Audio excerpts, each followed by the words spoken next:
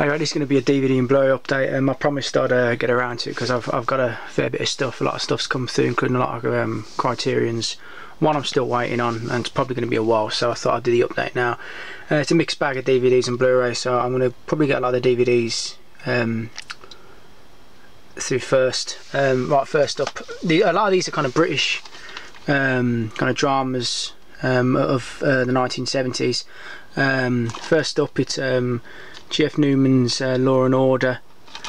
There's a kind of a lot of English kind of TV actors in it, but they say it's really it's quite hard hitting for the time.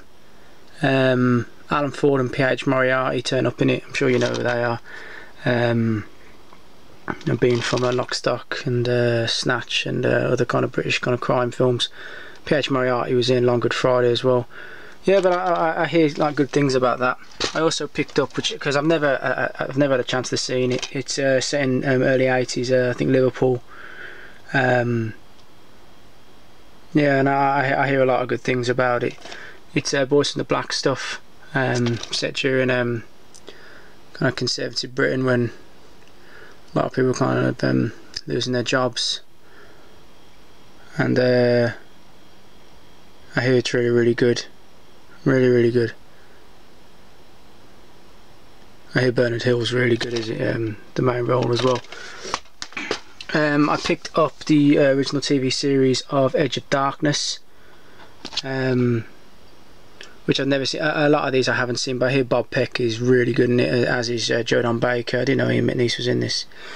But yeah, I hear it's really good. I'm sorry, I'm not really talking about some of these TV series, but I really haven't seen any. I'm kind of in a kick a lot of the old kind of BBC TV series, so I'm just trying to pick up as many as I can. And I picked up Tinker Tailor Soldier Spy and Smiley's People, Alec Guinness. I hear he's really good in this. Yeah, because I saw the film of Gary Oldman, which I thought was fantastic, and I thought, you know, I like Alec Guinness a lot, so I thought I'd give this a watch. I picked up a few more items from Network recently as well. This is a modern kind of retelling of a brilliant M.R. James story, which is based, the story Cast in the Runes is basically what Night of the Demon was, the 50s version, which I do like. This is kind of a modern retelling, and it's absolutely fucking atrocious. Which is a real shame. It was directed and produced by Lawrence Gordon Clark, the guy who brought a lot of them BBC Ghost Stories, whose body of work is phenomenal. And the modern retelling, and it just wasn't scary or atmospheric at all, and the acting was bad, and I was quite appalled, to be honest, by the lack of quality. It was really poor, and I wouldn't recommend it to anybody. I picked up Haunted, Jeremy Brett. 2000 The Supernatural, The Ferryman, and Poor Girl. Hey, this is alright. I don't. It's nothing spectacular, but I do like a lot of the 70s kind of period, kind of ghost stories. As I said before, I also picked up a box set. I picked it up for a really good price. The spine-chilling 70s anthology of Thriller, created by Brian Clemens. Loads of kind of guys turn up in this. I mean, I can see Robert Powell, Dennis Waterman, Brian Blessed, and there's a whole number beside. Charles Gray as well, who's brilliant, always plays a bastard. Denham Elliott, Patrick Troughton. Yeah, I hear there's some, you know, good episodes. I hear that someone at the top of the stairs is a really good episode. But you know, Network were having a big kind of sale, so I picked up, you know, most of them. Now I'll get onto the Blu-rays now, which I'll show. I've got the Criterions. I'll try to keep them kind of halfway. I picked up Mad Max Collection, like the tin. The tin's alright. It's pretty. It's not as good as the Reservoir Dogs kind of release, but the price is pretty good. Now I love Mad Max 1 and 2. They're absolutely just timeless classics. The third film can literally go fuck itself. I fucking can't stand it. But like, I thought it could have come with a few goodies and stuff.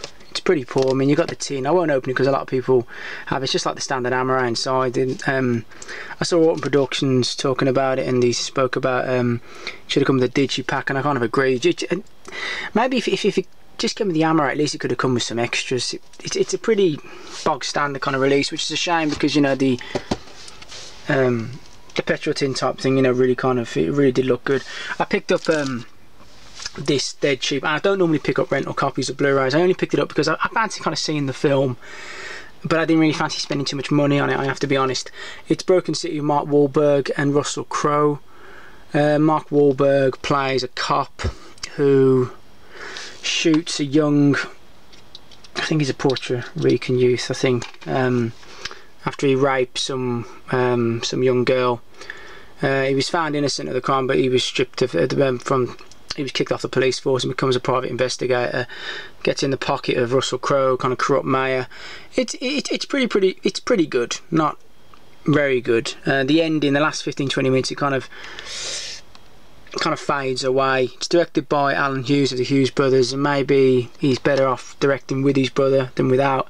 It was, but I have to be honest, it was pretty good. There were some good lines. It was quite funny at times, but the last 20 minutes just kind of, the steam ran out a bit. But it wasn't too bad. I picked up 2 Twilight Time releases. Really happy to have them. This is one of my favourite Walter Hill films. It's amazing, and I just love Charles Bronson. You just can't beat him. It's Hard Times. Him and Coben are just absolutely fantastic in it. It's just a great film. They really don't make them like this anymore. And I know that sounds kind of cliche, but they really don't. It's, you know, it's a really good film. I also picked up The Driver. Now, The Driver I hadn't seen in years. Now, I do like Ryan O'Neal, and I love Bruce Dern. I couldn't believe the actress in this one. I saw that I was watching it a few days ago. It was a woman like Lorraine Margot. I was really quite shocked. Ryan O'Neal is just so cool in this movie. He plays a getaway driver, and Bruce Dern is on his case. The soundtrack's fantastic. The car chases are brilliant. It's just effortlessly cool. You know, with a real kind of badassness to it. You know, like a film like Drive, without insulting it, because it was an alright film. I wasn't really blown away by it, but it tries too hard, you know what I mean? Walter Hill's just badass, and there's one kill in this that is just so cold and fantastic. It's a fantastic film. Right, I'm going to save one film till last, because I'll go through the Criterions after this. This film, I've never seen this film. When I heard it was coming out, I thought they couldn't pick 2 better people, 2 better men for 2 male roles for Neanderthal Man, that being Everett McGill and Ron Perlman, and it's Quest for Fire. I knew I was going to enjoy this film, but I never knew quite how much. It really blew me away. The film is unbelievable. No dialogue, well, basically apart from the Neanderthal type language that was invented for it. There's a few kind of Neanderthal languages in it. Basically set 80,000 years ago. Ron Perlman and Everett McGill, this kind of tribe of Neanderthals. There's around a group of about 25 to 30. They get attacked by a kind of lesser group. I think it's that group there, because they're later. They get attacked, driven out their cave. They lose loads of people, and basically their one kind of asset, you know, of the tribe is that they have like a fire source that gets extinguished. And Ron Perlman, Everett McGill, and another actor, I'm not really sure of his name, they go on a quest for fire, come across other tribes, come across a cannibal tribe, and come across a fairly advanced tribe towards the end. But it's a really fantastic film. I can't recommend this film enough, and I've seen many good films this month, but it really is just so atmospheric, so good, really good. It's the sort of film that you could watch and put on again. That's the way I felt. It was really good. Right, here I picked up 9 Criterions in the sale. They took a while to come. Really happy with the few. I'm still waiting on one. The first one I picked up was Medium Cool by Haskell Wexler. I wanted to pick this up for a while. Shot right in the middle of the riots around the Democratic National Convention in Chicago. Robert Forster is in it, so yeah, I'm happy to have that. Picked up Robert Breston's A Man Escaped. Yeah, I mean, as I said, you know, I haven't seen a lot of these films, but you know, that's why I wanted to pick it up. Based on the account of an imprisoned French resistance leader. The Life and Death of Colonel Blim, which I have seen many years ago, and I've been wanting to pick that up for a while. I wanted to pick up 39 Steps in this particular order, but I didn't get a chance to. But I'll definitely pick it up in December time. Naked Lunch by David Cronenberg, which is an absolute just masterful film. So weird, love that cover art as well. You haven't seen this, you're really missing out. Definitely check this out if you haven't seen it. Peter Weller, just Peter Weller, kind of, he's either great or kind of terrible, but he's particularly good in this. I picked up the original 3 Tenths of Humour with Glenn Ford and Van Heflin. Van Heflin's so good in this movie. I think I prefer this to the remake. I think Glenn Ford is kind of just got this natural kind of coolness to him. I think Russell Crowe kind of tries a bit too hard. It's really got a good feel to it, you know, really good acting. There's a piece of acting by Van Heflin near the end where it's all coming down on him, you know. It's really good, really good film. If you haven't seen that, definitely check that. I picked up Badlands by Terrence Malick. Really love that cover art. It's based on the Charles Starkweather murders, which I'm fairly familiar with. I think it was in Nebraska. It was in the mid to late 1950s. Martin Sheen and Sissy Spacek. Warren Oates as well turns up in it. Very good movie. Film, I think, set during the Italian. Is it set just after the Garibaldi? It's during like the unifying of Italy. It's called The Leopard. Burt Lancaster, I think he's an agent prince, and it's kind of the last of the nobility. The nobility are kind of slowly being eroded away by the new kind of class system coming in Italy.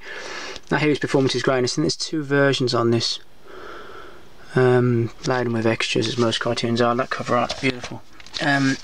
This film, I think it's really weird. There's certain films that I just absolutely adore, and I think I said in the last update how much I love kind of Marlon Brando, and the cover art is fantastic. It's On the Waterfront. It's so ahead of this time, this movie. The soundtrack's great. The cast is fantastic. Rod Steiger playing his brother, and Lee J. Cobb, who literally I've never seen really give a bad performance. Marlon Brando plays Terry Malloy. He's a former boxer who took a dive too many for certain union racketeers that control the waterfront, led by Lee J. Cobb. His brother Charlie, Rod Steiger's part of the gang, and it's just an awesome film. So atmospheric, so good.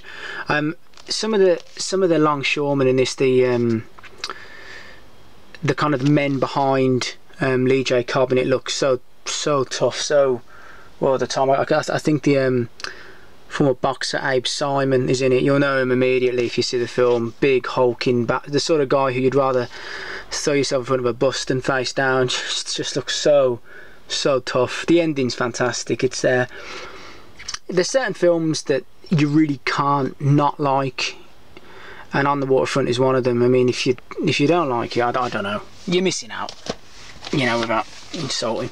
I was thinking of picking up a few more Criterions, but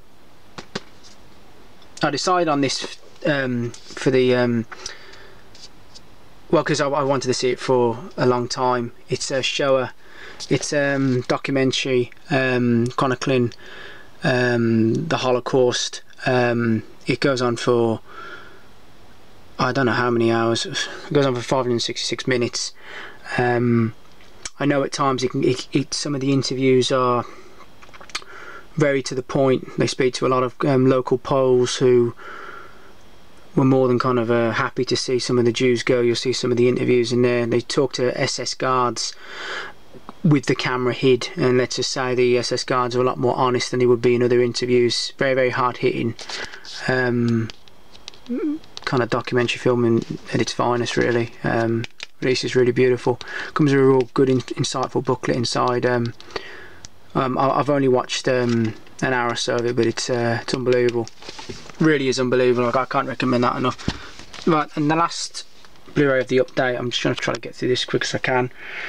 One of the finest westerns I think ever made. My personal favourite western, and I've got many favourites. Stars Alan Ladd and Van Heflin again. George Stevens' production of Shane. The restoration they've done on the film is absolutely just beautiful, picture perfect. It's just so fantastic. Cast is fantastic. The direction is just masterful. I cannot stress enough how good this film is. I think my favourite scenes of a western are in this. The bar brawl, when Alan Ladd has an amazing fight with Ben Johnson, then Van Heflin weighs in to help him when it's going against Shane. Then they hire Jack Palance. The scene with Jack Palance and Elijah Cook is just so brilliant, so good. That when you hear that gunshot, you just shake. You just, like, it really shocks you. The first, just the power of the shot of Elijah Cook being gunned down by Palance, with Palance kind of grin on his face, and the ending is just so brilliant, so fantastic. I can't recommend the film enough, and it's truthfully, again, it's one of those films that I'd find it hard for people. I'd find it hard if someone said, "Oh, well, what a terrible film," or, you know, to be honest, I kind of pity them, to be quite honest with you, because I don't mean to be kind of rude there, but this film is so good, so good. It's fantastic, and I'd recommend it to anybody. There's a few films I recommend this update, but this, truthfully, I think is the greatest western of all time. That's my opinion, and I've got many favourites, but this is my all-time favourite. It's a brilliant film. You know, definitely pick it up. So yeah, that is the end of the update. It was a fairly kind of big update, and I'll probably have a break now while I get a few more stuff in, so it'll probably be a month or so as usual. So yeah, thanks for commenting and subscribing, and yeah, I'll be back in a month or so. Cheers.